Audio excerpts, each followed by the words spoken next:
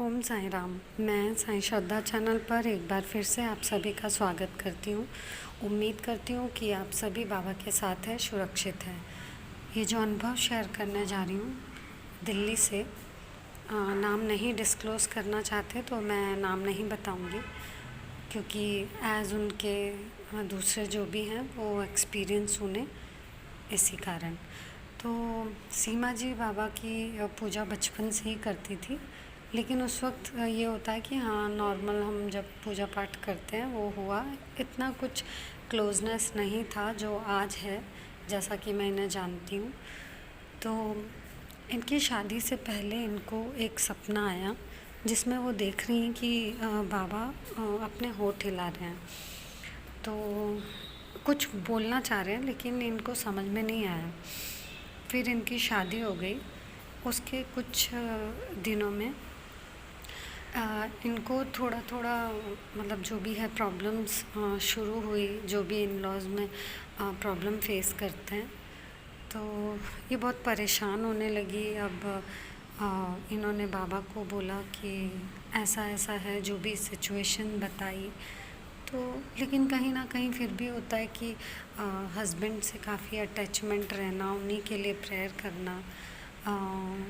लेकिन जब भी उनके लिए प्रेयर करती थी तो रोती ज़रूर थी, लेकिन क्योंकि अपनी जो ये प्रॉब्लम फेस कर रही थी, जो सिचुएशन फेस कर रही थी, वो इनसे हैंडल नहीं हो रही थी। और जबकि कुछ ही टाइम हुआ था, इनकी जो जेठानी है उनसे थोड़ा इशू वगैरह, और हस्बैंड से भी।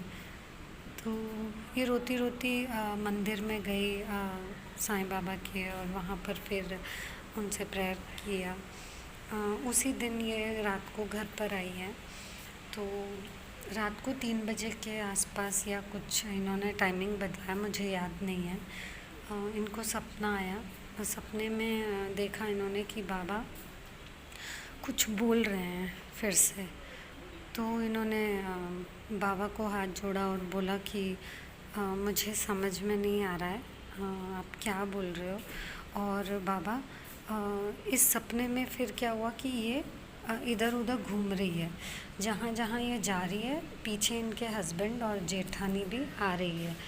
तो हस्बैंड और जेठानी आ रहे हैं, तो बाबा है ना, ये जाती है तो वहाँ दिखते हैं, और दूसरी जगह बाबा उनको नहीं दिखते हैं। तो जेठानी और बोलने लगती है कि तुझे बाबा दिख रहे हैं और मुझे नहीं दिख रहे हैं।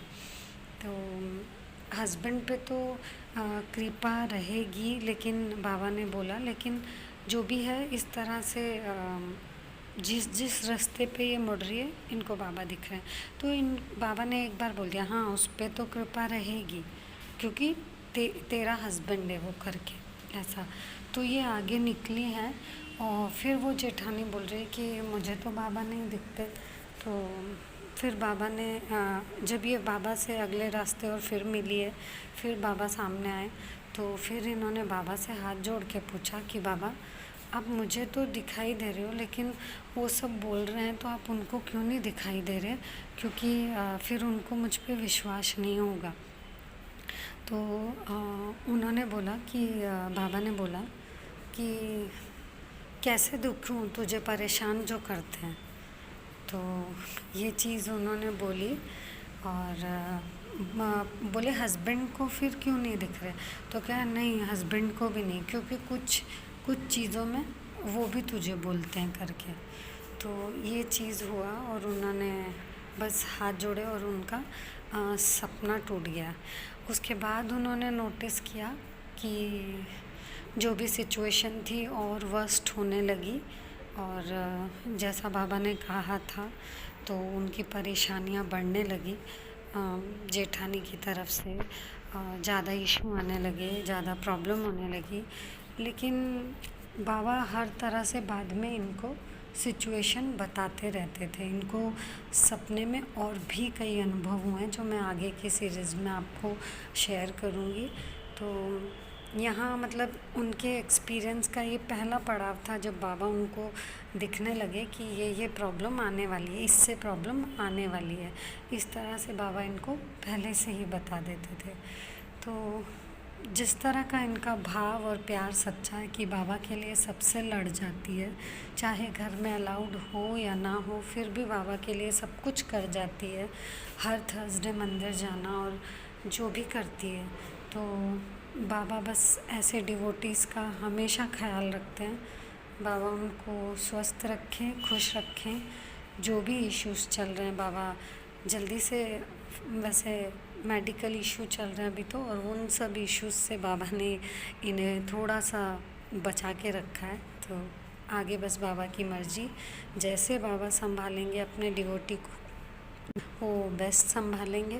तो फिर मिलूँगी अगले अनुभव के साथ। ओम साई राम, जय साई राम। बाबा ब्लेस यू ऑल।